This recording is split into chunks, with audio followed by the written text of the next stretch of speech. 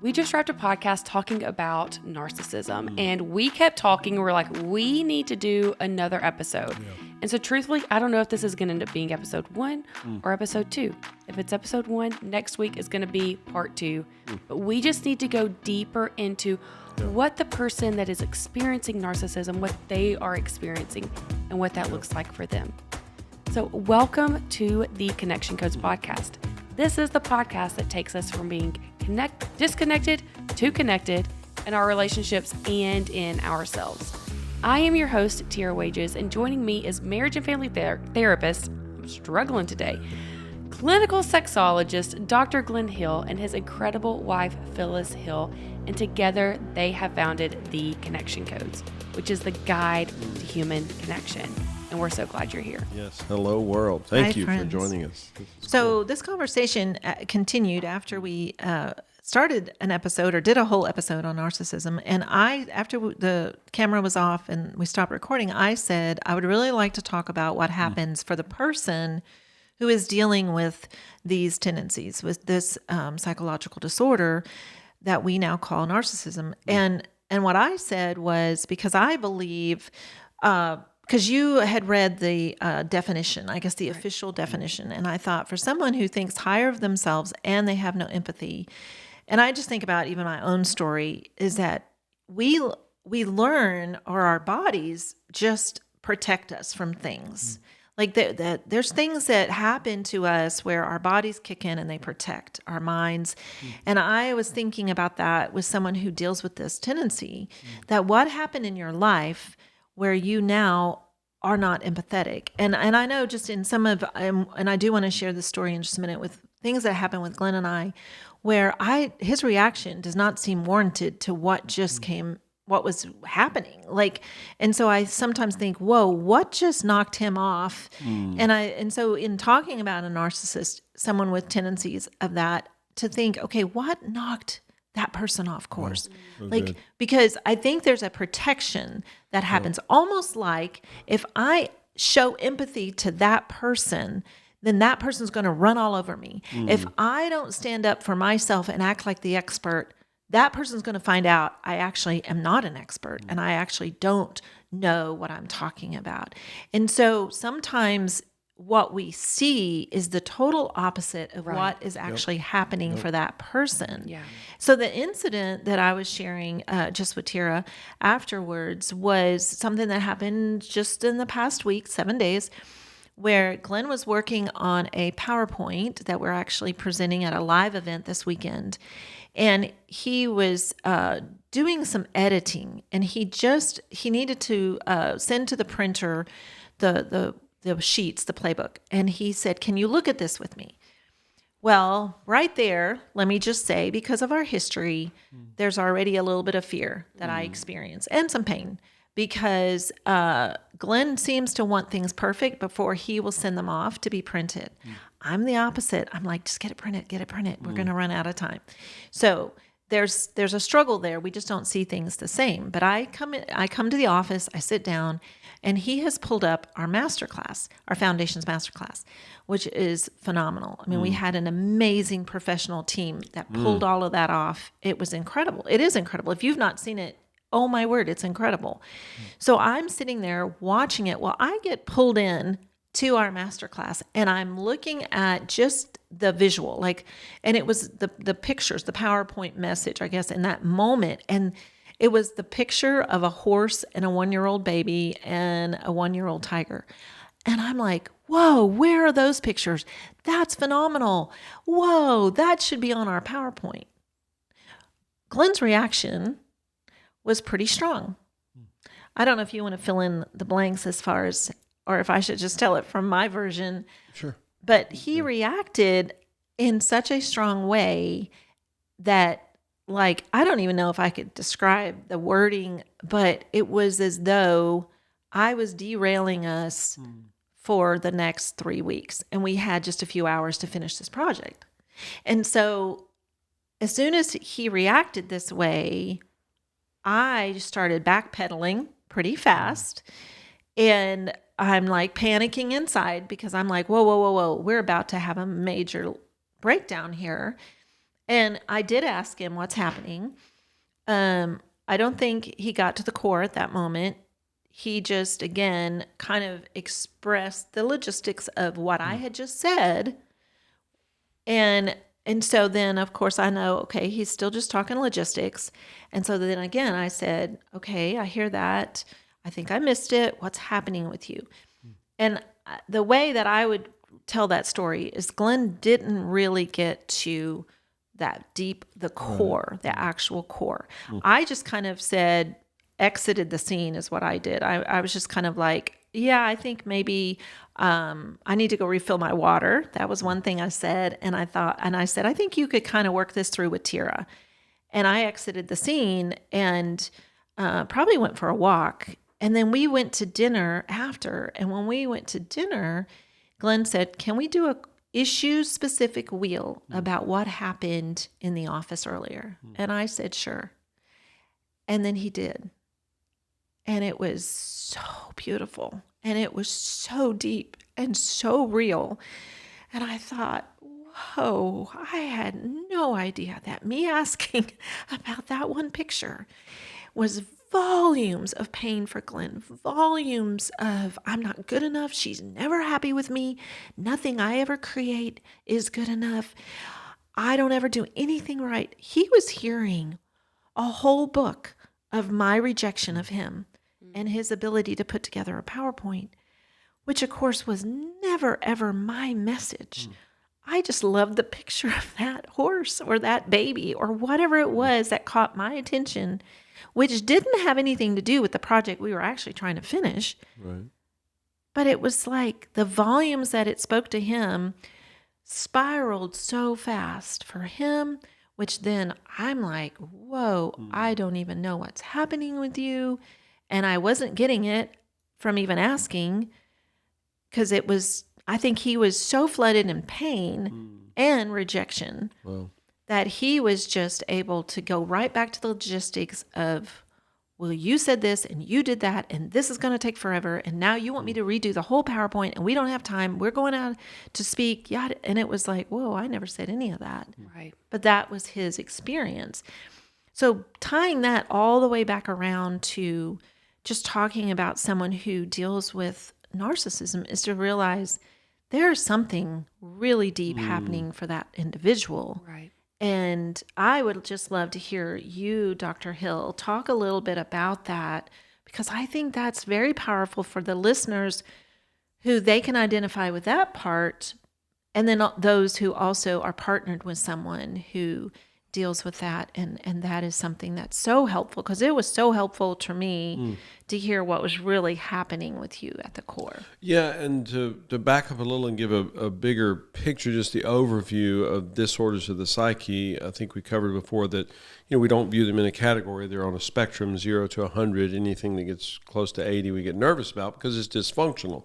The person is going to have a difficult time just living, like literally making it through the day, making it through this interaction, which is exactly what happened in that moment. So, and just so you know, it's a pretty simple thing to go online. Don't do one test. If you're going to do it, do 3 or 4 or 5. And you do the math. If it's a 30-question survey, then multiply it times 3.3, and you'll just get a feel. And don't use this as an official diagnosis and then, feel like you have to turn yourself into a psych ward. Just be aware that, okay, this is giving me a hint on what's happening with me. So are you suggesting that people should go on, take a survey to see if they have narcissistic? Okay. Yeah. I mean, well, again, the point is most people are not going to be able to go see a bunch of clinicians and, literally, they don't have the resources to do that. So totally. Yes. You can get a good idea. I just wanted to clarify what you were suggesting that people should do. Yeah. I would just say it with caution, because I don't want them to take one test and go, oh, well, see, there you go. I'm blank and I'm doomed for life. Not at all. This just gives you a hint about what's happening with you. And again, do several different sources, which is always a good rule in life, to get several different points of view. Don't just ask your mom or your favorite cousin, because they may be inaccurate. So anyway, it is my theory, and this has evolved just over the last 2 or 3 years, that because I used to say I think everybody deals with a psychological disorder at some point in their life. I think everybody deals with psychological disorders and maybe deal with most psychological disorders. I mean, just like narcissism, just being aware of your own perspective and not having empathy for another. Well, on a scale of 0 to 100, well, everybody operates on a 5 or a 10 or a 15 at some point in their life where they're like, no, that restaurant stinks. I hate that restaurant. And if you like it, there's something wrong with you. Well, that's actually the working definition of narcissism, because Terry's sitting there going, oh, that's my favorite restaurant. Well, there's something wrong with you. Your taste buds are broken or something, because that's stupid. It's a horrible restaurant. Well, that's just what's happening for me. It's a total sad point for me. It's a total joy point for you. And that's, again, based on the working definition, that looks like narcissism. So, again, not totally dysfunctional. It's not near an 80, but pick a number. It's 30, 35 or something. So that's important that we get that, so that people are able to stop pathologizing themselves and going, oh, well, I'm damaged, I'm broken, I'm messed up. So back to that situation. So, of course, I think I'd asked you for 20 minutes to just go over a couple of things. The pictures was not one of those. And so the picture that came up on the masterclass was something that Tira had put in. And so what I hear from you, because she was so involved in, designing the whole everything with the Foundations Masterclass. And what I hear from you is, Tira's picture is good, Glenn's is bad. Tira's smart, Glenn's dumb. Tira's successful and accomplished, and Glenn's, a failure. And so that hits me. And then, so there's a shame point to it. There's a hurt point. And then there's just the sad point that, oh my gosh, really? Number one, that wasn't even the point. Number two, now I guess I'm obligated to do something. And then there's the fear of this, because I don't know how to get that picture from there to over here, where I'm hearing her say that she wants it. So crap. Now, and again, that's not even the reason that we were sitting here. So now I've got this project in front of me. I'll probably have to call Tira or Wes and get them to come help me somehow get this thing, which that's not what amazed me about technology. It's like, it's right there in front of you. Just pick it up and put it over there. Well, you can't do that with a computer, so it drives me nuts.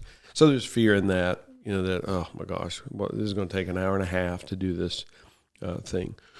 So, and I think I did half the wheel or more. Yeah. Right there. And then there's anger, both secondary and primary. Secondary because it's built on top of the other core emotions that are happening. And then there's core level anger because I'm like, dang it, that's not the point. We're trying to get this thing done. We've got to get this done because it has to be turned in whatever it was, 3 hours or something. That driver, I'm thinking, oh my gosh, I got to get this done. So, by that point, my nervous system is dysregulated. My psyche gets knocked off course. It gets disordered. It's a psychological disorder. And then I look like a dumb version of Glenn. Of course, poor Phyllis is sitting there going, who is this guy? I thought this was my friend, my partner. Well, it doesn't look like that in the moment. And it's real easy to label that and go, oh, well, see, he's psychotic. Oh, well, see, he's neurotic. He's, whatever you want to call it, bipolar. Oh, he's a narcissist. As opposed to, and, we both forgot the connection codes there briefly. That's important. We try to stress this all the time. We're just pilgrims on the journey. When we use the connection codes, we connect. When we don't, we don't. Are we further down the trail than a lot of people? Yeah, probably. Are we better at this than some people? Sure, absolutely.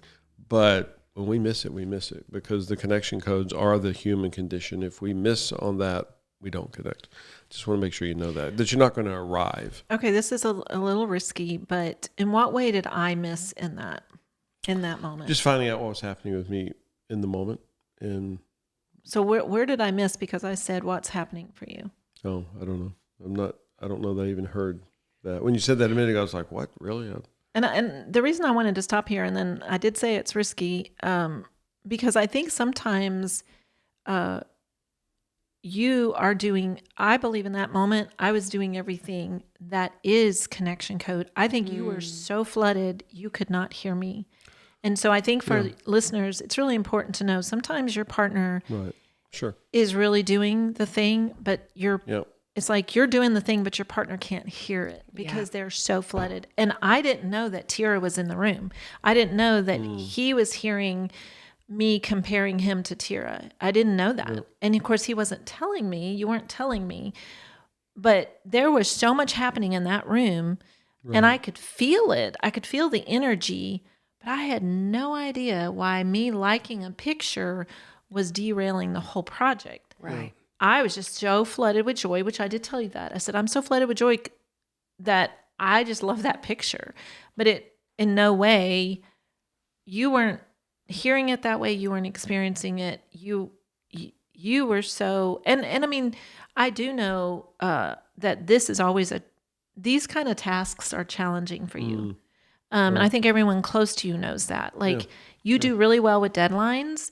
We kind of laughed about this because we were told we were working on this last week, like Thursday. And I was like, boy, it'd be really great to actually turn this into the printer on Friday. And Glenn said, well, it's not due till Monday. And I'm like, oh, please, let's not drag this out for the whole weekend.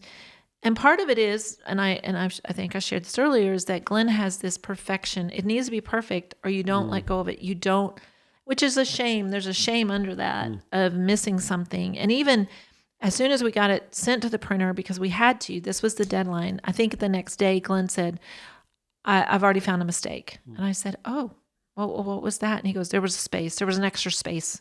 And I'm thinking, babe, no one will see that extra space. Oh, great. Right? Now you just got 3 people challenged. They're please, someone find that extra space. But it's just like, for him, it is such a shame base where it's like, there again, I missed something. There's an extra space. I tried so hard. I went over it, and over it, and over it, and over it.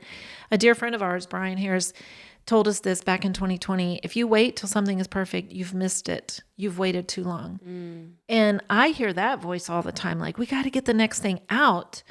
Where I think you're burdened with the opposite, where you're like, you don't let go of stuff until the last minute because you think it won't be perfect. So I'm going to go over it and over it and over it. And, we view life differently. But I think that it's important, and I do want you to keep going because I interrupted just to stop you there to say, because you said both of us kind of forgot the connection codes in that moment. I don't think I did. I think you were so flooded. And to realize, for me, I asked it several times, and we've kind of talked about this. When someone is flooded and you ask them, I think you say they'll probably flip a lid, right? Yeah. Isn't that how you say it? Yeah. And I think it's just the understanding of, I wasn't going to push anymore. Like for me, it was better to go, I got to go get some water. Yeah. And I just kind of exited the scene. And then I think the fact that you came back around when we went to dinner was because I think your spirit was, you realized I need to really process this with her, and I need to share what was really happening with me. And maybe you didn't miss on anything. I don't know. I don't really view it as a pass fail. What we've talked about a lot is that one of the things that I think that you could evolve in is being able to ooh a little bit longer. I'm not talking about 20 minutes, but just to be able to sit in it, which is what we call the ooh. Just be able to go, oh wow, shoot, okay, hold on. Help me get the rest of that. What else am I missing there? And you're so productive and so task focused that it's real easy for you to go, did it, nailed it, let's move on. And that extra, we've sat with multiple couples this week where we're talking an extra 10 seconds. We're talking about an extra 8 seconds, not 45 minutes, but literally just like, oh, wow. And the follow-up to go, so what else am I missing there? What else is happening for you? Which I want to say to that is not easy to do. Especially when it's a situation like this where, Phyllis, you're like, I did the connection codes. I asked you what was happening, and your response was still logistics. You didn't come back with what your core emotion was. You weren't really sharing. And so oftentimes, which I wasn't in the room, I don't know what was said, yes, but I can picture. I was the problem. So sorry. But I can picture it happening in other homes where the husband or wife says, well, what's happening with you? And the other partner says, well, you did this and you are this and you are lazy or you don't take care of things or just spouting out logistics. And so then how can for that partner to sit there with them for that extra 10 seconds and ooh, all of these horrible things that they were just told about themselves is so painful. And I know from mine and Wes's history that I struggle with defensiveness, because then that right there, that is the moment you spiral. Because then I come back and I'm like, well, you do this. Let me tell you everything. So for me, while yes, Phyllis sitting there for the extra 10 seconds may have changed things in that moment, but also Phyllis just taking a step out and going and getting water to take that break for herself is just like, oh, wow, that is so much better than what my old reaction would have been. Yeah. And so I want to point out for couples that, especially if you're not connection coding yet, or you're very early and you're like, well, I asked them the 3 phrases because we talked about in the other episode when we talked about narcissism, like ask them what's happening for them. And if your partner is responding in a way that causes a lot of pain for you, I think you need to check in with yourself and ask yourself, one, am I emotionally safe right now with this person? Because if you're not emotionally safe, then that's where you need to take a break yourself. Or if you're functioning at a higher capacity that day, you won't be able to every day, but to be able to say to yourself, oh, this actually has nothing to do with me. There's an emotion happening there that I can't see. And today I am able to sit with them for an extra 10 seconds and this moment, then maybe we can turn the corner. But it really is so powerful to check in with where you are at. Yeah, as and well. that's why we emphasize everyone has the right of refusal. Phyllis has the right of refusal to not stay in this situation. And we're very connected. We have a remarkable relationship. But she has the right to go, I'm not going to do this. And that doesn't mean that she's leaving me permanently. There have been many times in the past that I thought that's what that meant. But no, she's just going to exit the scene for this moment. And she has that right. And that's important because I see a lot of couples that think that their partner does not have that right. They do not have the right to exit a scene. Yes, they do. Wow. They can leave the room anytime they want to. And I've sat with tons of couples. Typically it's the male, sometimes it's the female, who will not allow the other person to exit the scene. They literally will stand in front of the door, and typically the male's bigger than the female, and he will block her from leaving, which I think is wretched and horrific. And just understand that every human has the right of refusal. I have the right not to engage with you if I choose not to. Right. And I'm so glad you're circling back around this, because I think that in that moment, his reaction, I love the phrasing, and now I'm, of course, blanking on how your reaction didn't warrant the situation. Yeah, it's in the book. Let's see if I can quote it. When the reaction to the situation seems unwarranted, someone has left the room, or at least is no longer present. Right. Because they're flooded. Yeah, and they're that's how I felt in that moment. Can you repeat that, though, that exact phrase? Because that is really good. I don't want to rush on from that. Can you say it one more time? Right. When the reaction to the situation seems unwarranted, someone has left the room, or at least is no longer present. And it's important that you get that it seems unwarranted, because it's warranted for me. Right. I guarantee I'm not doing this as a hobby. I'm not doing it as an extracurricular activity. It is warranted within me. I'm talking about for the other. So Phyllis is observing this going, the reaction to the situation seems unwarranted. All I did was say, wow, cool picture. We should use that. It's just a joy experience for her. So my reaction to her, she's like, what the heck? Where'd that come from? This makes no sense whatsoever. And for her to recognize it, and in that particular situation, I didn't leave the room. Tira entered the room. And you know how Tira is. She's incredibly annoying. Not physically. Right. Just to clarify, Right. Tira was nowhere around. Yeah, but she was very present. For Glenn, she was present. I didn't know that was even part of it, right? That he was comparing himself to you. Right. I didn't know that. And when his reaction was so strong, and I said, ooh, what's happening? And he went back to logistics. And then I said, okay, I get that. I hear that. What else is happening? And he still could not get, I think you did say, well, that's just a pain experience. But I could tell it wasn't really, it was still not getting to a connecting point. And that's when I was like, I don't have to stay in this. Like, this is only going to get worse. I just need to exit. I need to go get some water, which was true. And then I realized I got to get a walk in or it's going to get dark. And I'm really committed to moving my body every day. And so I just was like, hey, I got to get my walk in. Right. And I think that's super important for our listeners. Yeah. And that's where you were going with that, was that you have the right to go, no, I'm not going to sit in this. Yeah. And I'm going to exit. And then, you know, I'm so thankful that Glenn came at dinner. It was his idea. And matter of fact, I didn't do the wheel. Oh, I don't didn't tell him that, I'm honey. telling you that. Now you I just ruined it for was everybody. still not there. Like I was still experiencing so much hurt from that whole incident that when he said, "Can we do the wheel?" I said, "You go first," because he was doing an issue specific. Now, when he said all the stuff he said, I did. It melted. It melted my heart, and it washed over me. Yeah. But well, number one, we were in a restaurant, and I was like, I didn't say to him, I'm not doing the wheel. He didn't even realize that I didn't do the wheel. He just kept talking, but it diffused and it really washed over me, and it was really beautiful. And I was very thankful that he went back and actually broke it down for himself and for me. It showed, whoa, you were super flooded. And I think I did respond. I oohed well.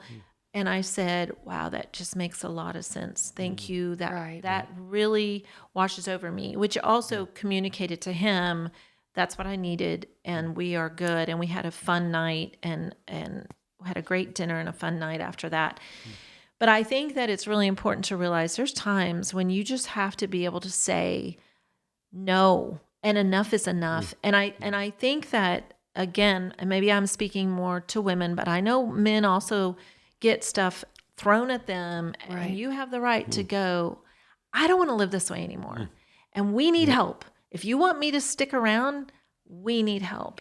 And that is, you know, for us, we have gotten a ton of help over the years, a ton of mentoring and so much help in this arena of psychological disorders. Yeah.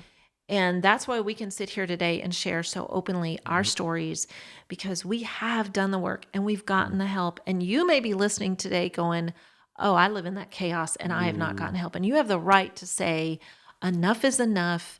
And if you want to stay in this relationship with me, we have to make a change and we have to get help. Right. Because And you don't wait 19 years. No, but if you're already 19 years in, right. You are. can still say, Yep. I'm not doing this anymore. Right. And you can say that in a moment, like that you are in a normal situation. Absolutely. Don't say it in the heightened moment. In a heightened moment, Do it will not. just continue the cycle. Yes. But I do love that you left the room, which I understand this. A plus if you can sit and ooh for 10 more seconds, but you weren't at that capacity that day. No. But Both are correct. yes, we do this with our kids now, where when I can tell that their brain is not connected, that's what I'll look at Wes and be like, her brain's not connected anymore. Like she has left the room, or he has left the room. And if they are doing something hateful, if they're trying to hit or say horrible things, then we say, I need a break right now. Like I'm gonna come in here for 5 minutes. I'm not leaving you. I just need a break to put my own brain back together, and then we can come back. And we do have kids that at this point where if they get a short break, they can reconnect with their brain, and then we can process, and then we can say, we need help, or this is what we can do. Right. And I want to add for people that are listening, because what you'd said is so true. We can be in a cycle, or one comment said, and there are so many times that without us seeing it, someone else comes in the room. And that someone else can be, you know, Dr. Glenn and Phyllis saying, you're doing this wrong. And then now you're dysregulated. It could be your mother or your mother-in-law saying, you're not enough, you know, but your partner said one thing, and then now your mom is in the room reminding you how awful you are. It could be your spouse's ex. You know, if you've been married before, like I have friends that have been remarried, and now they're comparing themselves to the person that was there previously. There are so many people that come into the room with us that our partner can't see. Right. They don't know that now you are dysregulated because someone else is there. Yeah, and also it's important that it doesn't necessarily have to be a negative. I mean, in that situation, I'm aware of Tira in the room, and it's actually an incredible positive because I admire Tira so much. I think, oh my gosh, she's so spectacular, so many things. Well, it's not because I can't stand her. It's not because I hate her. It's because I don't feel as good as in that moment. And Phyllis is going, oh, Tira, and again, Phyllis isn't saying this. I'm just talking about what I'm experiencing. And Phyllis is going, oh, Tira's good. You're, maybe you're a C minus. Tira's brilliant. And, we should do all of Tira's stuff, and Glenn's stuff, we should throw it in the trash or whatever. And again, that's not Phyllis's perspective at all, but that's what I'm experiencing in the moment. So it's just important because, and I get it, but you mentioned, someone's ex, someone's mom that they have a negative relationship with. It can be not even a negative relationship. Right. Like my mom is my best friend. Like I love my mom, but there are times that my mom is in the room with me and Wes doesn't know that she's in the room, like in my head, telling me things. And that's not a bad thing, but it could come across as negative for what's happening in that moment, for sure. Well, it's just the fact that the partner doesn't know there's someone else in the room. They don't see that person. And so it's the puzzlement, like what is happening here? Because this seems unwarranted. Like this reaction does not make any sense. But in that moment, like the one I just shared, Glenn was so flooded that it wasn't the time to dissect who's in the room with us. Right. It's like it was just better in that moment. After I asked him what was happening and he went back to logistics, then I asked again, which was the next 10 seconds, right? And it was still logistics. I just realized, okay, this is not going to help the situation. And we do have a deadline and this has to be finished.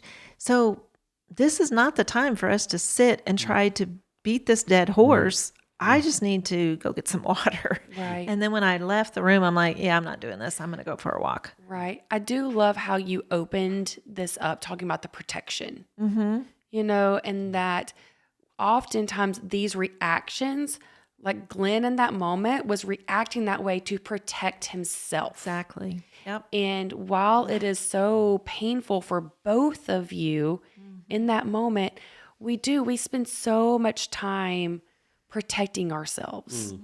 And our partners can't see when we are protecting ourselves. Well, when we feel threatened, we protect because we feel threatened. Well, Glenn felt threatened, which I didn't know. I didn't see that my comment about a horse would threaten, but his natural body ability was go into protection. Right. Which I wouldn't see. I just didn't have the same movie script. I wasn't seeing what he was seeing, and I wasn't seeing what he was experiencing. Right. And so I didn't realize, he's protecting himself in this moment. I missed it completely. And I would add that people with high levels of disorders of the psyche, they live, especially if they are not at a functional level, if they have not sought out help up to this point, they are walking around with like shields and swords, just ready at every moment. And that can come across in different ways depending on what they're experiencing.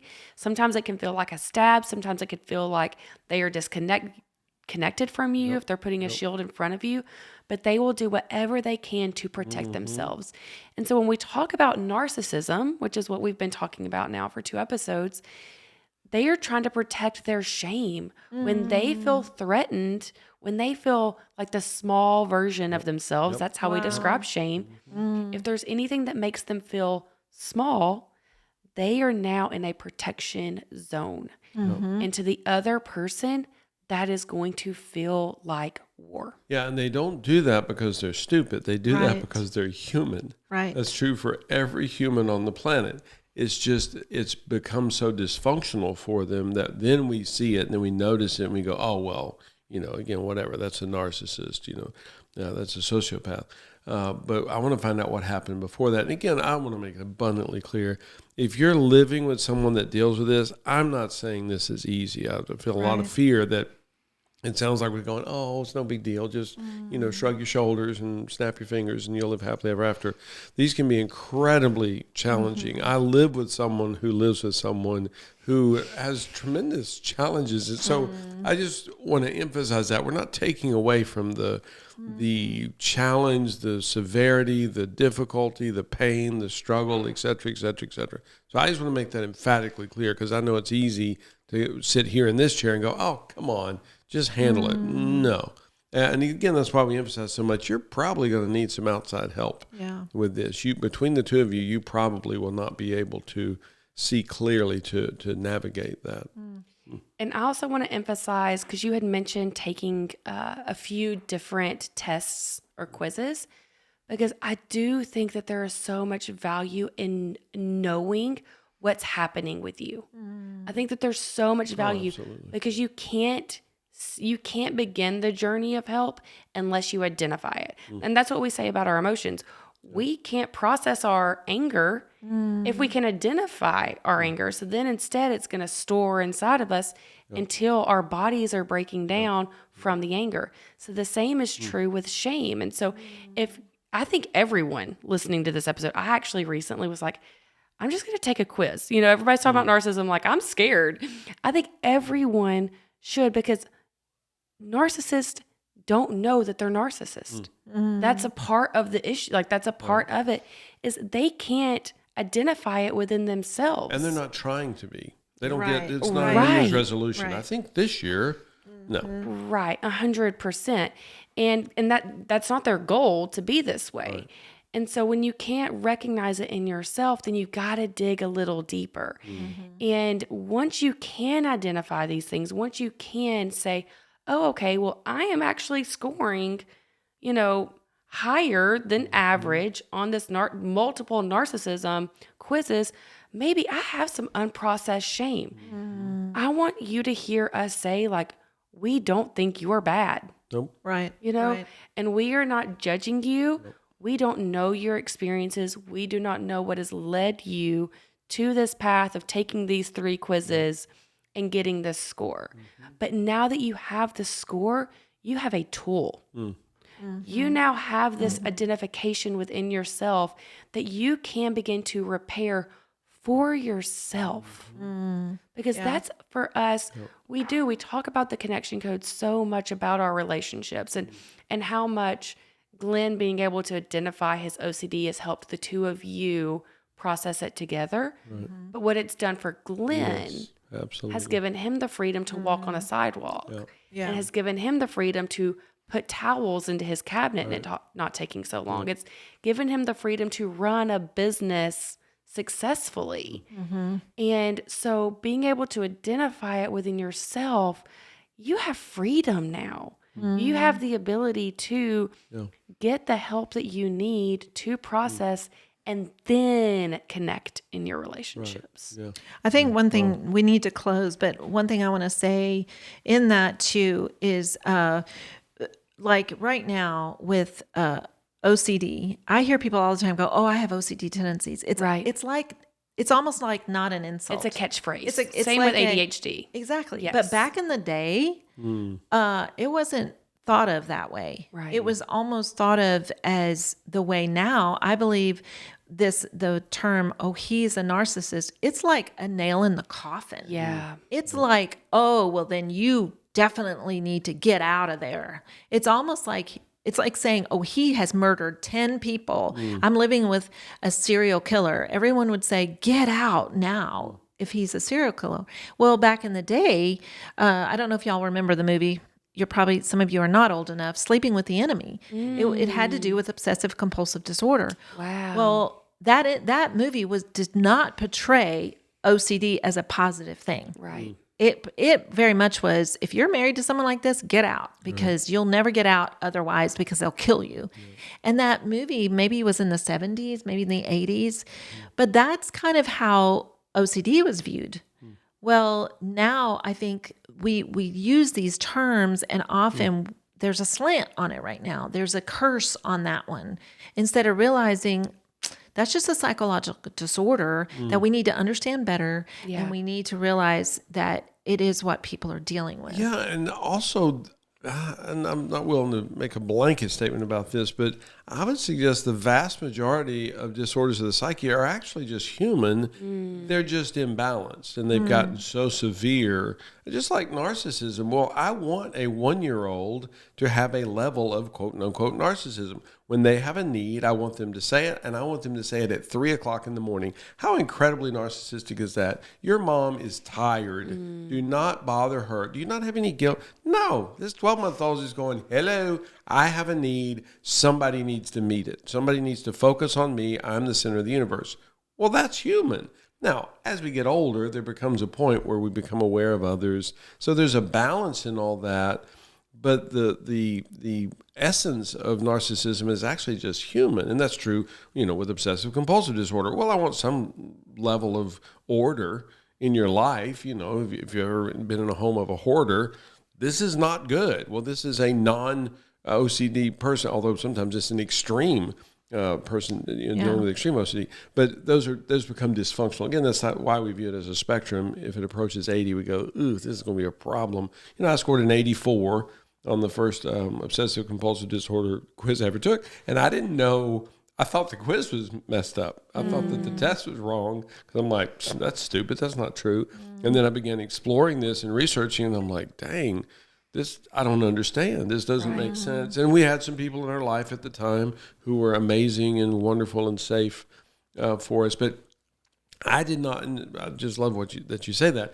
The person dealing with narcissism, number one, it wasn't their goal. Number two, they're not even aware of it. They're not thinking, oh yeah, I'm a really evil, horrible, whacked out person, and I'm choosing to stay there. No, they're just functioning as best their psyche knows how in this moment. I'm not defending it. I'm just saying, if we just pathologize them and go, well, you're bad and wrong and stupid and evil, we just made it worse, not better. And I'm going to emphasize on that sentence there. We made it worse, especially because now you are hitting the core emotion that is driving the narcissism to begin with. Right. So this person is dealing with intense levels of shame, and now you're waving a flag in front of them, letting them know you're the worst person in America, and everyone is talking about how horrible you are. Right. And so until we flipped this script, narcissists can't get better because we are constantly reminding them how small and how horrible they are. Wow. And that is the very thing driving their pain and their behaviors. Wow. Yep. And so please, I'm going to emphasize it again. And I love, Glenn, that you said that you didn't believe the score when it took you an hour to fold your towels. Where everyone else would be like, it feels so obvious, but you can't see, because you don't want to believe it about yourself when everyone's telling you how bad you are. Right. And none of those things are making you bad. Yeah. And so we are so glad that we had so many questions. We've not dodged it for a bit, but it's just such a hot topic. Yeah. And it's so sensitive. And because we're not going to align with everyone else and say narcissists are bad. And we're not going to align with everyone else and say you should leave your narcissist partner. We are going to say that you need to be safe in your relationship, and that your narcissist partner also needs to be safe in their relationship and in themselves. Yeah. And we want you to get the tools to do that. Yeah. Wow. And so we're going to close by doing our core emotion wheel, which this tool is what we use to identify these emotions so they don't build up and create more disorders of the psyche. And because if we keep them unprocessed, well, that's how disorders begin with to start, Love that. So can we throw it at you? Can you do the wheel? I can do the wheel about disorders of the psyche. Sure. Wow. Yeah. Okay. I don't like when I don't have it in front of me. Okay. Yeah. I feel sad. Ooh, I shouldn't start there because I have a lot of sadness about this. Because there is someone in our life that is very important to our family that deals with high levels of psychological disorders. And they are someone that we are not in relationship with. Wow. And I have a lot of sadness about it because we weren't safe in that relationship. And I wish that things could be different. And I wish that I'd had the tools sooner. And so, because I'd like to think that they would have been willing to get help.